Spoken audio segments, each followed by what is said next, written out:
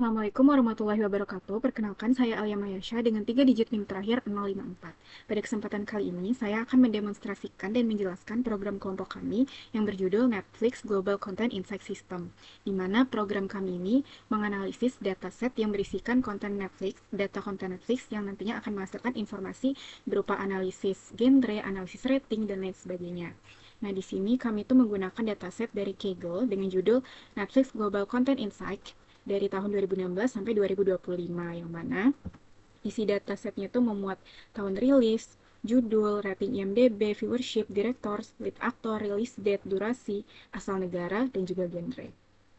Nah, untuk menu pada program ini tuh terdapat dari 8 menu. Yang pertama itu statistik umum, kemudian genre terpopuler, IMDb rating, viewership, top director dan lead actor, kemudian ada visualisasi, kemudian juga ada fitur searching dan juga filtering. Nah, program ini tuh dibangun menggunakan struktur moduler dengan beberapa kelas utama. Yang pertama itu ada Netflix Content, di mana di situ tuh untuk merepresentasikan data film dalam bentuk objek. Kemudian ada Netflix Repository, digunakan untuk untuk membaca dataset dan menyimpan data.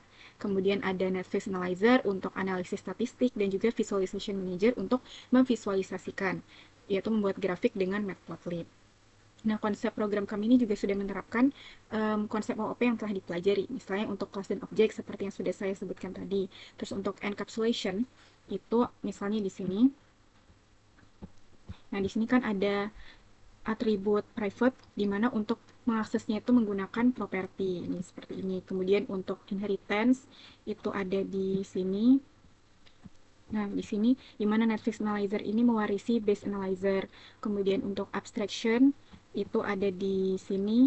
Nah, di sini kan metode dev get top rate itu menggunakan algoritma sorting, cuma tidak ditampilkan proses sortingnya bagaimana gitu, karena dia menerapkan konsep abstraction.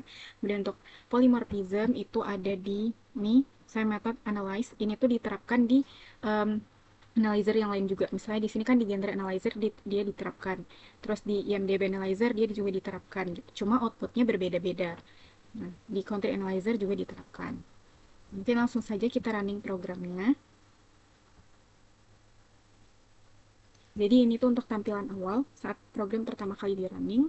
Terus misalnya kita pilih menu 1. Nah, menu satu ini tuh menampilkan statistik umum dataset Netflix, di mana di sini tuh mencakup datasetnya, total konten, rentang tahun, rata-rata IMDb, konten dengan rating yang tinggi, terus tuh konten populer. Kemudian di sini juga menunjukkan 5 konten dengan rating tertinggi dan 5 konten yang paling sering ditonton berdasarkan total watch time. Nah, untuk konsep OOP yang dipakai di menu ini misalnya untuk ini ya 5 konten dengan rating tertinggi sama 5 konten yang paling sering ditonton. Itu misalnya kita lihat di sini. Nah, di sini tuh menerapkan abstraction yang sudah saya sebutkan sebelumnya tadi, get top rate sama get most view, di mana di sini tuh menggunakan algoritma sorting, cuma tidak ditampilkan gitu. Nah, mungkin itu saja yang bisa saya sampaikan. Untuk fitur-fitur menu lainnya itu akan dilanjutkan oleh rekan-rekan saya. Di sini saya akan melanjutkan penjelasan dari teman saya dengan mendemonstrasikan menu 2 dan 3 dari program Netflix Global Content Insight System. Di sini kita akan melanjutkan menu 2 yang akan menampilkan hasil analisis genre terpopuler. Di sini akan menampilkan genre paling banyak dan rata-rata IMDb tertinggi per genrenya. Insight-nya, genre crime drama menjadi genre paling dominan di Netflix dengan total itu 14 konten. Datasetnya itu mencakup 105 genre unik. Dan untuk di kodenya sendiri itu di fungsi menu genrenya itu kita akan menggunakan metode analysis dan get summary. Analysis dan get summary method ini akan diambil dari kelas genre analyzer. Dan akan lanjut ke menu 3. Di menu 3 ini akan menampilkan analisis IMDb rating, yang dimana akan menampilkan rata-rata IMDb, rating tertinggi, serta rating terendahnya. Dan untuk distribusi ratingnya sendiri itu ada di rentang rendah itu kurang dari 7,0, sedang itu dari 7,0 sampai 8, dan tinggi itu di atas 8. Dan di sini akan menampilkan top 5 konten rating tertinggi, serta rata-rata IMDb per tahunnya. Untuk Insight, tahun 2019 memiliki rata-rata IMDb tertinggi, yaitu 8,21. Dan untuk di menunya sendiri, Di bagian fungsi menu IMDb tersebut, kita akan menggunakan metode yang sama seperti di menu genre, yaitu analisis dan get summary.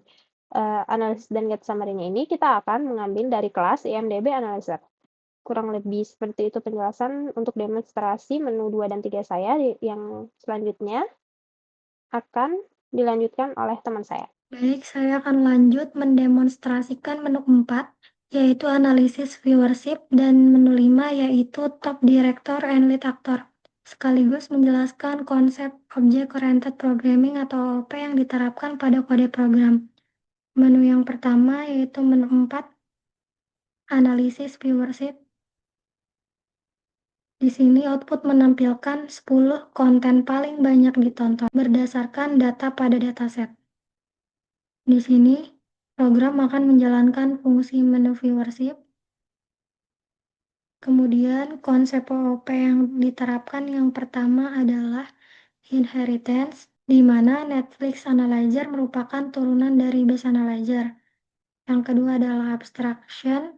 Base Analyzer terdapat abstract base class atau BC ditandai dengan adanya metode abstrak, yaitu abstract method depth analyze dan juga depth summary. Kemudian ada encapsulasi, terdapat atribut privat, yaitu self contents data. Kemudian metode yang digunakan adalah get most viewed.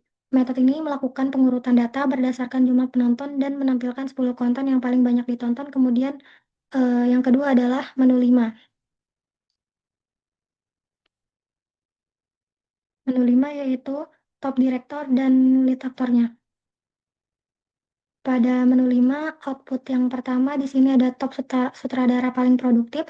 Output ini menampilkan daftar sutradara paling produktif beserta jumlah konten dan rata-rata rating IMDb yang mereka hasilkan. Yang kedua di sini ada top aktor atau pemeran paling sering muncul. Dia menampilkan daftar aktor atau pemeran yang paling sering muncul dalam konten pada dataset.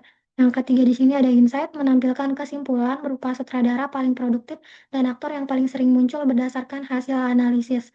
Kemudian, konsep OOP yang diterapkan yang pertama adalah inheritance. Di sini terdapat kelas directory analyzer yang merupakan turunan dari base analyzer. Kemudian yang kedua adalah polymorphism yang memiliki metode abstrak, yaitu depth analyze dan juga get summary. Metode ini juga terdapat pada kelas analyzer lain, namun setiap kelas memiliki implementasi berbeda. Pada director analyzer, analyze digunakan untuk menghitung sutradara paling produktif dan aktor yang paling sering muncul. Sekian dari saya serahkan ke teman saya selanjutnya. Oke, jadi di sini saya Kesha Hanusalia Khotim dengan 3 digit NIM terakhir 077. Di sini saya akan menunjukkan penjelasan teman saya mengenai sistem Netflix Global Content Insight di bagian menu 6, yaitu menu visualisasi tren rating dan asal negara. Nah, ketika kita pilih menu 6 di sini, dia akan pertama itu menampilkan analisis negara produksi berupa summary-nya seperti itu. Jadi kesimpulan yaitu negara dengan konten terbanyak dan rata-rata IMDb per negara. Nah, di sini juga dia nampilin insight-nya. Di sini juga dia nampilin perintah, kayak kalau misalnya mau nampilin grafik yang kedua, visualisasi yang kedua, dia harus nutup visualisasi yang pertama. Jadi di sini dia langsung nampilin visualisasi yang pertama berupa tren rata-rata rating IMDb Netflix dari tahun 2016 sampai 2025. Nah, di sini dia pakai variabel X-nya berupa tahun dan variabel Y-nya berupa rata-rata rating. Di sini terlihat yang paling tinggi itu di tahun 2019. Nah, kemudian dia kita tutup akan menampilkan ini yang kedua, visualisasi yang kedua yaitu berupa top 10 negara produksi konten Netflix berupa bar chart. Ini variabel X-nya total kontennya dan variabel Y-nya nama-nama negaranya. Di sini terlihat yang paling besar itu ada di USA sebanyak 115 konten. Nah, masuk ke penjelasan kodenya.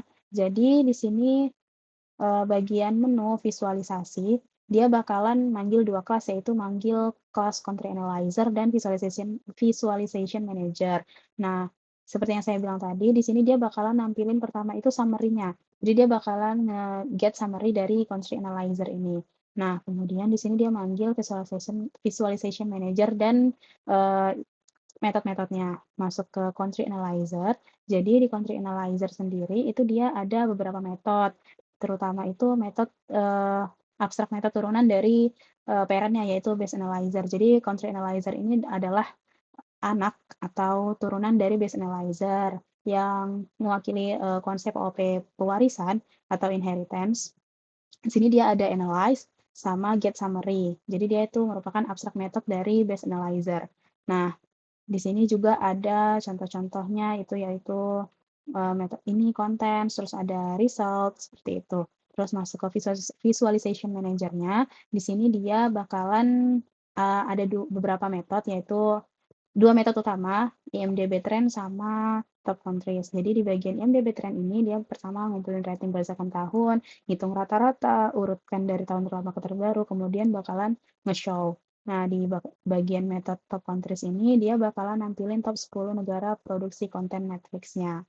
Nah, baru dia bakalan nge-show grafik yang kedua tadi. Seperti itu. Sekian dari saya, terima kasih. Baik, di sini saya akan melanjutkan penjelasan dari menu-menu yang sudah dijelaskan oleh teman-teman saya sebelumnya. Nah, di sini saya, Aulia Natasha, dengan 3 digit NIM terakhir yaitu 084, saya akan melanjutkan penjelasan pada menu 7 dan menu 8. Nah, di sini yang pertama itu saya akan menjelaskan menu 7, yaitu fitur pencarian konten. Fitur ini itu digunakan untuk mencari film atau serial berdasarkan judul yang dimasukkan oleh pengguna. Nah, sebagai contoh di sini saya akan memasukkan kata kunci judul Stranger. Nah, setelah saya mengetikkan kata kunci, memasukkan kata kunci Stranger di sini, program kemudian akan menampilkan seluruh judul yang mengandung kata tersebut, seperti Stranger Things, dan variasi-variasi dari season lainnya. Nah, pada metode ini itu berada pada kelas Netflix repository. Nah, program akan menelusuri seluruh data yang dimuat ke memori, kemudian mencocokkan kata kunci yang dimasukkan pengguna dengan judul setiap konten. Nah, pada bagian ini itu diterapkan konsep encapsulation. Nah, seluruh data itu akan disimpan ke dalam atribut private _contents ini. Nah, sehingga tidak dapat diakses secara langsung dari luar kelas. Nah, data hanya bisa diakses melalui metode yang telah disediakan seperti search by title. Nah, kemudian setiap film atau serial pada dataset itu direpresentasikan sebagai objek dari kelas Netflix konten ya. Nah, metode pencarian bekerja pada kumpulan objek tersebut. Kemudian lanjut ke menu yang ke-8. Nah, menu 8 ini digunakan untuk menyaring data berdasarkan kriteria tertentu, seperti genre, negara, tahun rilis, maupun rating IMDb tinggi. Nah, pada demonstrasi ini saya memilih itu filter rating IMDb di atas 8, yaitu dia ada di bagian filter nomor 4. Nah, di sini dia akan menampilkan hasil dari rating tinggi dengan IMDb yang lebih dari 8. Nah, di sini terdapat ditemukan 68 konten dengan rating IMDb lebih dari 8.